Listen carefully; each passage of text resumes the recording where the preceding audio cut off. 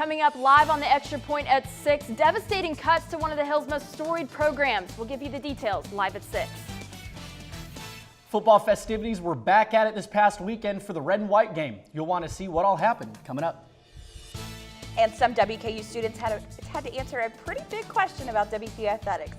All that and more next, right here on the Extra Point.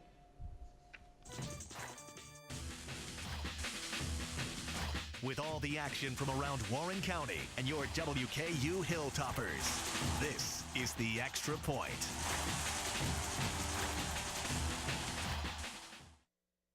Welcome, ladies and gentlemen, to the second to last Extra Point of the semester. She's Carrie Blanton, I'm Will Puckett. Now, we introduced to you last week the possible cuts that would affect the WKU track and field teams. Today, it was officially announced that they will be in effect immediately. Paige Hagan joins us on set to let us know just what's going down. Paige? Thank you for having me. Well, today WKU learned, and President Gary Ransdell learned that the harsh realities that they'll face facing Kentucky Governor Matt Bevin's budget proposal now immediately will be in effect a 4.5% cut to WKU's overall operating budget. Now what does this mean for WKU athletic programs? A 4.5% cut to each team. Not the case for track and field. Nobody on this team deserves this. No, I wouldn't even wish this on any other team on the campus. This isn't right. Still weighing heavy on the minds of some of the Hill's most talented student athletes. We're very, very upset. We are a very tight, close-knit team. We have each other's backs. We really support and care about each other, and we don't want to see anybody go for unnecessary reasons. The university's announcement to cut athletic funds left students feeling railroaded at the most inconvenient time in their season. Do not think for 1 minute that this team is not going to do what we have to do when it comes to conference. We have conference in 3 weeks, and just believe that we're working just as hard as we were before we even found out about this information. Taking a 50% decrease to track and field's annual $1.5 million budget means things like travel, recruiting expenses, and scholarships will all be sliced in half. But numbers are just the surface to a real issue. When you're talking about budget cuts, you're not just dealing with dollars, you're dealing with people. And these people are my teammates, and we have each other's back, and we care about each other. The team got together and started brainstorming as soon as they heard the news. I couldn't sleep that night, and I really was just like, okay, I mean, I can try as hard as we can try as hard as we can to prevent it, but I mean, you have to have a plan B, and plan B was, if we can't prevent it, then whatever we lose, let's fundraise it. Janessa kickstarted a GoFundMe page and posted an online petition against the large cut, all in hopes to save her teammates' futures on the Hill. I'd like to raise at least 12 grand or 10 grand, 5 grand, anything grand by anything close to the end of May, and that way we can help pay for those athletes. For the Extra Point, I'm Paige Hagan. The team says any loose change will help in efforts to support those student athletes' futures at risk. Now, if you want to donate, just type in WKU Track and Field in the search bar on GoFundMe's homepage. And Paige Hagan is going to stay right here to give us a little bit more information about this. Paige, who does this affect? Who does this cut affect? Now, what a lot of people don't know is that track and field encompasses 6 teams. You've got indoor, outdoor, and cross country. WKU women's basketball operates under a $1.4 million budget. Now, the previous annual budget for track and field, $1.5 million. But how are 6 teams going to operate under just $700,000? That's the issue here, and they're very upset, as you could tell. It's going to cut from anywhere from 6 to 8 scholarships, and a lot of the team comprises of international students. Some of them might be forced to move out of the United States, and this is the sole reason why they're in Kentucky in the U.S. for that scholarship. Now, Paige, track and field doesn't get a lot of the attention that basketball and football do, but here on the Hill within the athletic department, track and field is one of the most highly decorated. What exactly have they done in their time on the Hill that makes this so significant? Yeah, that's a really good question, Will. Well said, because head coach Eric Jenkins of this program has been here for just 8 years. He's brought in 36 championships. Not a lot of coaches here on the Hill can say that.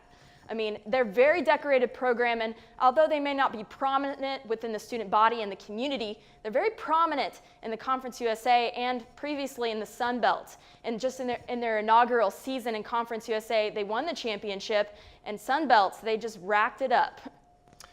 Paige, thank you very much for joining us. Ladies and gentlemen, we will bring you all the updates that we get on this track and field situation as it progresses.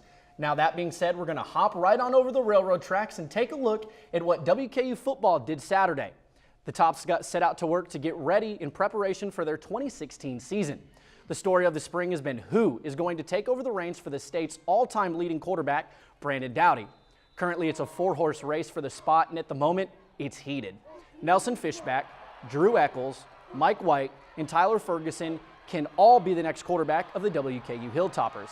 That being said, all 4 of them know what they need to do in order to grab the coveted spot, including their head coach. I think we did make some big plays up the field, which is good. I think we had 2 interceptions, which we don't want to happen, but we got to get better on that. But it's hard for me to tell right now. I thought all of them did a few good things well, just like at Have All Camp. It's a close race. We're going to have to go back and look at this spring game and really even kind of evaluate the spring a little more just to make sure and see where we're at. But I think they're all competing hard. They all provide something that we can use. Just a matter of finding the right guy and getting him ready to go. Now you heard it from headman Jeff Brom what they need to do going into summer and fall camp, but Marcus Browning and I set out Saturday to see just exactly what the sights and sounds of WKU spring game was.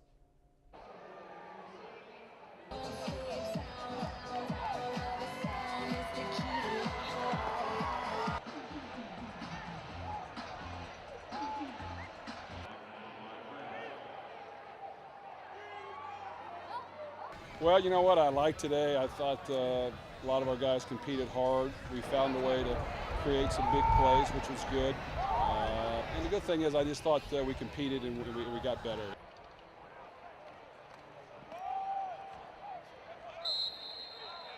Yeah, we put up a lot of numbers today. I think 59 points, pretty sure, 52. Yeah, it was pretty fun. It was pretty fun throwing a couple touchdowns, throwing some out routes, you know, all the good stuff, you know, what everyone's here for.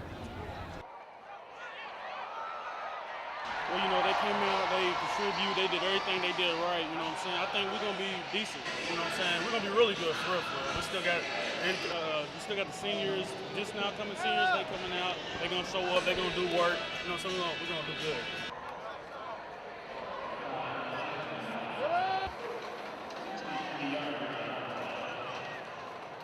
Oh, I think it was awesome. I mean, I think it was cool just to kind of cut it loose, you know, let us go out there and play. You know, you saw a lot of deep balls and stuff like that, and that's what we planned on doing. Or called the WKU Alumni Association at 2-7 all camps for kids of all ages. Camp brochures are located on all marketing pages. Well, I feel like the team's going to do really, really, really well. I know that.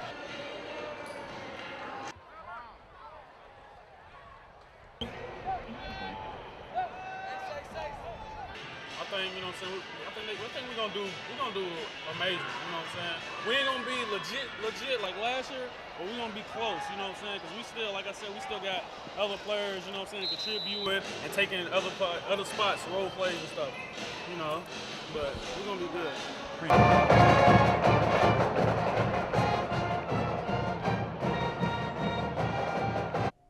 Now, Carrie, spring practice is over. Spring game was the final practice of the year, and things are still a little hazy around WKU football. Now, they're losing Brandon Dowdy, one of the best quarterbacks in the country, as we've seen. What's going to be their plan moving forward? A lot of the quarterbacks, the 4 quarterbacks that were mentioned, are going to have to get ahead in this race. I mean, everybody's really neck and neck. Even Saturday, things really haven't been determined from there on out. Replacing Brandon Dowdy is a tall task. And when Dowdy left to go to the NFL draft, he told every single one of them, don't try and be me. And Nelson Fishback said that in the post-game press conference Saturday, is that Brandon told us, don't try and be Brandon. Go out there, do your own thing, and get your own football ready. And that's exactly what they have to do going into summer and fall camp, is get out there, play their own football. Don't try and be all-time state leading quarterback, and get things ready for the fall. It'll definitely be interesting to see what they do this fall. Now, we're going to head over to the softball complex, and things have not been too pretty for the WKU Diamond ladies here lately. We'll give you the rundown coming up. As for the boys on Nick Dennis Field, they've turned things around for a bit of a hot streak. That's here next on the Extra Point. Welcome back. The WKU baseball team made their way down to Nashville Tuesday evening for a go-around with the Lipscomb Bison. The Hilltoppers got on board first in the second inning, scoring 2 runs, but the Bison answered right back in the third with 3 runs of their own. But with 2 outs in the 6th, Paul Murray's single was enough to send Harrison Scanlon and Stephen Kraft across the plate, giving the Tops a 1-run advantage, which was enough to give WKU the win as well as their 4th consecutive victory. Now rewinding a little bit, after losing 7 out of their last 8, the Hilltoppers welcomed in UTSA for a weekend homestand. The Tops took all 3 against the Roadrunners in convincing fashion. Stephen Kraft led the Tops in Game 1, going 3 for 4 and driving in 4 RBIs en route to a 7-5 opening win. Game 2 saw the bats come alive for WKU as the Hilltoppers put 14 runs on the board. A Caleb Duckworth 3 RBI double and a Danny Hudzina long ball gave the Tops a lead they would not relinquish. In the series finale, the Tops amassed 9 hits and pushed 8 of those runners across the plate to round out their 2nd series sweep of the season. This year's Hilltopper squad prided themselves on hitting the baseball, and this week Stephen Kraft was recognized for his hard work.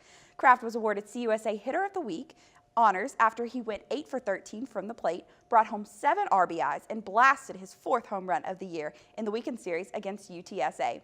During the series, Kraft posted a .615 batting average and a .923 slugging percentage. Kraft joins teammate Thomas Peter as the only Hilltopper to receive the award this season. FIU comes to the Nick for a weekend series with the Tops. WKU is notched at 6th in CUSA with an even conference record, while the Panthers sit towards the bottom, tied for 9th. Last season, the Tops took the series 2-1 down in Miami. The 2 teams will play a doubleheader tomorrow with the first pitch set for 2, and will wrap up the series Saturday at 2 as well. For the Lady Toppers, it's been a series 2 weeks in the making, and they still didn't get to finish. Coach Tudor and the Tops made the short trip over to Murray State on Tuesday for a night doubleheader, or so they thought. Game 1 started rough with starting pitcher Kelsey Jernigan giving up 5 earned runs in the 6-0 loss for the Tops. The nightcap got less than an inning in when Mother Nature tried her hand at the plate, forcing the second game to be canceled. In an off weekend for the conference schedule, the Lady Toppers still had a Saturday doubleheader, welcoming Samford into the softball complex. Game 1 started off quick with a bulldog run in the top of the 1st. The Tops were unable to muster any offense until the bottom of the 7th, when Brooke Holloway, lone senior on the team, sent a shot over the right field fence to tie the game at 1 apiece. Samford turned up the heat in the 9th, scoring 7 runs, and that's the way it stayed. The Lady Toppers would lose 8-1. Game 2 was an action-packed back-and-forth matchup. A 1-1 game in the top of the 4th was sliced wide open as the Bulldogs sent home 4 runs. The Lady Toppers responded with 8 of their own in the bottom half to take a 9-5 lead. That would be all the Tops could muster as the Bulldogs clawed back and pounced in extra innings for a 14-9 victory over the Lady Tops. The Lady Toppers look to turn their losing streak around in Boca Raton against conference-leading FAU. The Lady Owls are on a hot streak, winning 12 straight games, sweeping their last 4 series and winning the previous 2 series 2-1, all in Conference USA. The 2 losses come from La Tech and Southern Miss. The Lady Toppers will start the series with a Saturday evening doubleheader. Game 1 will begin at 3 and Game 2 is set to start at 5. The final game is set for Sunday at noon. Moving on to the golf side of things, the WKU men's golf team finished out their CUSA championship in Texarkana with a 10th place finish, putting us 36 over 900 on the leaderboard. Freshman Blake Smith tied for 18th and Stuart Easton tied for 38th along with his sophomore teammate Billy Tom Sargent at the championship. Seniors Trey Aguirre and Austin King rounded out the card for their last collegiate appearances, both taking home 41st place. The boys closed out the campaign with 6 top 5 finishes team-wise, including the program's first team championship since 2013. If you thought the WKU Lady Golfers were already well decorated, you can go ahead and add a couple more honors to the list.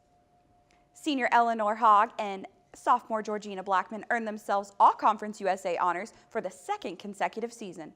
The 2 are the only golfers in the program history to earn multiple honors. Emily Alexander took home an honor too. The sophomore earned herself the title of CUSA's Co-Most Improved Golfer for the season. Congratulations, ladies. Although their season is in the fall, Travis Hudson's volleyball squad was back in action on Saturday in EA Diddle Arena. The ladies hosted 3 squads for their annual spring tournament and went 3-0 on the weekend. WKU trumped both Austin Peay and Southern Illinois 2-0 and split one set each with Murray State before earning the victory over the Racers based on total points earned. Following the victories, Coach Hudson said, quote, "I am very pleased with today's tournament and the overall spring season as a whole. Individually, we showed growth in a lot of areas, and I'm excited to get things started in the fall," end quote. WKU has 9 letter winners returning for the fall from a team that finished the 2015 campaign 32-4 overall, as well as its second consecutive Conference USA regular season and tournament title, while also advancing to the NCAA second round for just the second time in program history. Though budget cuts may be what everyone is talking about, the track and field team aren't letting it affect their performance. WKU had 17 top 3 finishes this past weekend at Lenny Lyles Clarkwood Invitational held on U of L's campus. The 4x100 relay teams excelled as the men set a new meet record and the women took home second place. Last but not least, the tops gathered 3 top 3 finishes in the field, capitalized by Nick Demeline's first place finish in the shot put event. The track and field teams don't get to hang up the spikes for long. They'll be down the track again this weekend.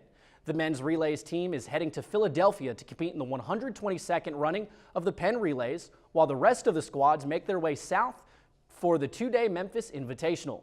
For the Penn Relays, they will take place today through Saturday at Franklin Field in Philly.